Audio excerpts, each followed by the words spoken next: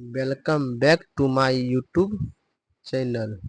GK GS मस्ती का note को मैं कंप्लीट रिवीजन करने जा रहा हूँ। अगर मेरी वीडियो आप लोग पहले नहीं देखे हैं तो पहले पिछला वीडियो देख लें ताकि आपको अच्छी तरह से जगदेव सर के द्वारा नोट को समझ में आ जाए। आज का टॉपिक है भारतीय संविधान।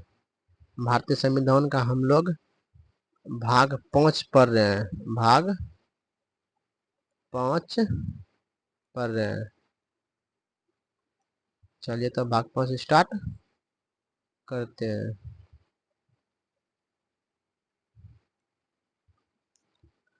भाग 5 में है संघ। क्या है? संघ। तो पहले पिछले वीडियो में मैं यहाँ तक कवर कर चुका था। आज मुझे यहाँ से स्टार्ट करना है। अनुच्छेद 52 में है राष्ट्रपति का पद। अनुच्छेद 53 में है कार्यपालिका का प्रधान नामपत्र। अनुच्छेद 54 में है राष्ट्रपति का निर्वाचन। फिर देखिए अनुच्छेद 54 में, अनुच्छेद 54 में है निर्वाचन अप्रत्यक्ष विधि, एकल सकर्मण्य मत प्रणाली, गुप्त मतदान, समानुपातिक, राष्ट्रपति के निर्वाचन में भाग लोकसभा ले सकता है, राज्यसभा ले सकता है, विधानसभा ले सकता है, लेकिन विधान परिषद कभी भी राष्ट्रपति के निर्वाचन में भाग नहीं लेगा। ये आप लोग ध्यान में रखिएगा। इसके बाद है राष्ट्रपति का चुनाव, मत वोट के मूल्यांकन। मतलब हम लोग बोलते हैं हिंदी में विधानसभा, इंग्लिश में बोलते हैं MLA। उसमें से है 4033, मतलब 4033 वैल्यू क्रिएट राज्य की कुल जनसंख्या बटे विधानसभा का निर्वाचित सदस्य गुना 1/1000 निकालने के लिए MLA का। फिर दिया हुआ है यूपी में है ना MLA कितने संख्या है? 208 गो है। सिक्किम में MLA की वोट कितनी है? 7 गो है। महाराष्ट्र में MLA की वोट मूल्य कितनी है? 175। बिहार के MLA की वोट का मूल्यांकन कितना है? 173। फिर इस पट्टी देखते हैं, इस पट्टी है संसद। संसद अंदर दो होता है, एक होता है राज्यसभा, एक होता है लोकसभा, एक होता है राज्यसभा। लोकसभा में है, लोकसभा बोलते हैं MP, राज्यसभा को बोलते हैं MP। फिर वैल्यू क्रिएट करने के लिए सभी विधानसभा का वोट का मूल्य बटे संसद का निर्वाचित सदस्य। लोकसभा प्लस राज्यसभा बराबर है, लोकसभा में सीट है 543, राज्यसभा में सीट है 233, दोनों को जोड़ने पर होता है 776। इसका मतलब यह है एक MP, एक है ना MP का मत कितना होता है? 708 होता है।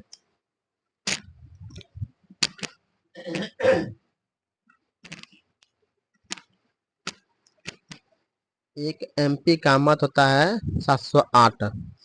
फिर देखते हैं यहाँ पे भारत के वह कौन सा राष्ट्रपति है जो द्वितीय चरण में मतगणना में जीते थे? उसका नाम होगा BB गिरी।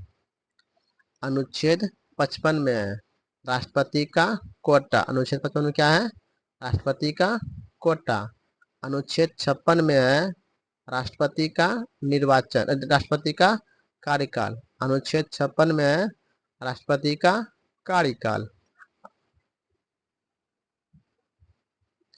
फिर है राष्ट्रपति का कार्यकाल 5 वर्ष का होता है। फिर दिया हुआ है स्वयं त्याग पत्र, मतलब राष्ट्रपति अपने आप त्याग पत्र नहीं दे सकते हैं। फिर है पद के दौरान मृत्यु, पद के दौरान मृत्यु हुआ था दो ठो राष्ट्रपति के, उन दोनों के नाम नीचे दिए होंगे, देखेंगे अगली अथी में। फिर है महाभियोग के द्वारा, राष्ट्रपति का महाभियोग अनुच्छेद 61 में है। त्याग पत्र देने पर उनका स्थान उपराष्ट्रपति है। अगर अगर राष्ट्रपति त्याग पत्र देते हैं तो उनके स्थान पर उपराष्ट्रपति कार्य करेंगे। फिर दिया हुआ है कार्यवाहक राष्ट्रपति, कार्यवाहक राष्ट्रपति 3 गो थे। पहला नंबर है बीबी गिरी, दूसरा है एम हिदायतुल्ला, फिर 3 नंबर में है बीडी जत्ती। बीबी गिरी है जाकिर हुसैन का मृत्यु, जो 3 ठो है ना कार्यवाहक राष्ट्रपति ना, किनके मरने के उपरांत उपराष्ट्रपति के पद पर संभाले थे। पहला थे जाकिर हुसैन के मरने के उपरांत बीबी गिरी राष्ट्रपति के पद संभाले थे। फिर है जब बीबी गिरी है ना इस्तीफा दिए थे ना, तब कौन लिए थे राष्ट्रपति के पद, कौन लिए थे? लिए थे एम हिदायतुल्ला। यहाँ पे है फखरुद्दीन अली अहमद का मृत्यु के बाद कौन लिए थे राष्ट्रपति के पद? बीडी जत्ती। कौन लिए थे? बीडी जत्ती। फिर दिया है पहला कार्यवाहक राष्ट्रपति कौन था? तो पहला कौन था? बीबी गिरी। यहाँ पे ध्यान, बीबी गिरी ना, ठीक। फिर दिया हुआ है प्रथम मुस्लिम राष्ट्रपति, प्रथम मुस्लिम राष्ट्रपति कौन था? वो था जाकिर हुसैन, पद के दौरान मृत्यु। और उपराष्ट्रपति कौन था? बीबी गिरी, जो हम पहले ऊपर देख चुके हैं। फिर दिया हुआ है कार्यवाहक राष्ट्रपति, कार्यवाहक राष्ट्रपति कौन था? बीबी गिरी, जो पद से इस्तीफा दिए थे। अनुच्छेद 65 के तहत आते हैं वो लोग। फिर दिया हुआ है राष्ट्रपति तथा उपराष्ट्रपति दोनों पद खाली होने पर, राष्ट्रपति का तथा उपराष्ट्रपति का है ना पद खाली होने पर स्थिति में कार्यवाहक राष्ट्रपति एम हिदायतुल्ला भारत का सर्वोच्च न्यायाधीश थे। जब है ना राष्ट्रपति का पद और उपराष्ट्रपति का पद दोनों एक ही समय में खाली हो तो कार्यवाहक राष्ट्रपति एम हिदायतुल्ला ये पद संभाले थे उस समय, जिस समय राष्ट्रपति और उपराष्ट्रपति का पद खाली था तब।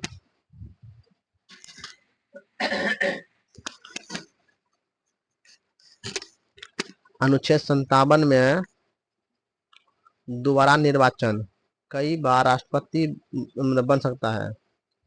अगर आप एक बार राष्ट्रपति बनते हो इसका मतलब ये नहीं है कि अगली बार आप राष्ट्रपति नहीं बनोगे।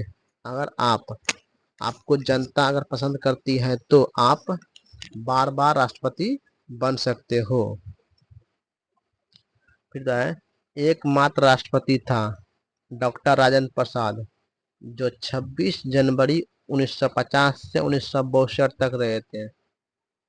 ऐसे आपको पूछ सकता है भारत का प्रथम राष्ट्रपति कौन था? तो क्या होगा? डॉक्टर राजेंद्र प्रसाद।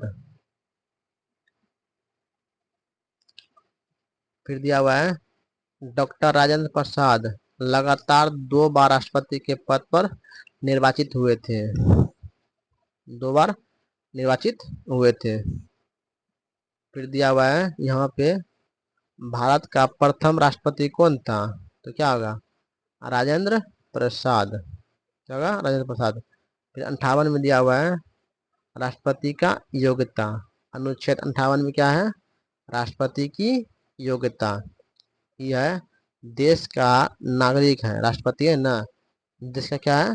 प्रथम नागरिक है। न्यूनतम आयु 35 वर्ष, राष्ट्रपति बनने के लिए आपको कम से कम 35 वर्ष की आयु होनी चाहिए। राष्ट्रपति बनने के लिए आपको किसी भी लाभ के पद पर नहीं होना चाहिए। क्या होना चाहिए? नहीं होना चाहिए, या तो नौकरी पे किसी पे नहीं होना चाहिए आपको राष्ट्रपति बनने के लिए। फिर लोकसभा के सदस्य बनने की योग्यता होनी चाहिए हो, लेकिन लोकसभा, राज्यसभा, विधानसभा या विधान परिषद का सदस्य नहीं होना चाहिए। अगर राष्ट्रपति अगर बनते हो आप, तो आपको राष्ट्रपति, लोकसभा, राज्यसभा और विधानसभा का सदस्य नहीं होना चाहिए। अनुच्छेद 59 में राष्ट्रपति की दशा मतलब शर्त, पागल या दिवालिया नहीं होना चाहिए, लाभ के पद पर नहीं होना चाहिए।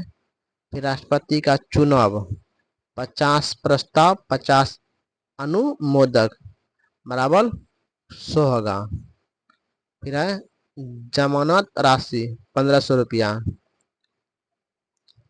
फिर है अनुच्छेद 60 में राष्ट्रपति का शपथ, राष्ट्रपति को शपथ सर्वोच्च न्यायालय के मुख्य न्यायाधीश दिलाते हैं। अगर आपको कोई पूछ दे राष्ट्रपति को शपथ कौन दिलाता है, तो क्या होगा? सर्वोच्च न्यायालय के मुख्य न्यायाधीश। मुख्य न्यायाधीश मतलब सीजीआई की अनुपस्थिति में सुप्रीम कोर्ट के वरिष्ठ न्यायाधीश शपथ दिलाएंगे। अगर मान लीजिए किसी कारणवश जो है ना सर्वोच्च न्यायालय के न्यायाधीश नहीं है, तो उसके अनुसार सुप्रीम कोर्ट के मुख्य न्यायाधीश शपथ दिलाएंगे। फिर है अनुच्छेद 61। अनुच्छेद 61 में राष्ट्रपति का महाभियोग, राष्ट्रपति का महाभियोग, महाभियोग के आधार पर संविधान का अतिक्रमण, महाभियोग का प्रस्ताव सदन का 1/4 मतलब 25% सदस्य लिखित सिफारिश देगा, तभी महाभियोग लगेगा। अगर राष्ट्रपति चाहेगा ना कि मैं अपने देश में महाभियोग लगाना चाहते हैं, तो नहीं लगा सकते हैं। क्यों नहीं? आपको कम से कम 25% सदस्य का सिग्नेचर होना चाहिए, तभी आप महाभियोग लगा सकते हो या आपातकाल लगा सकते हो।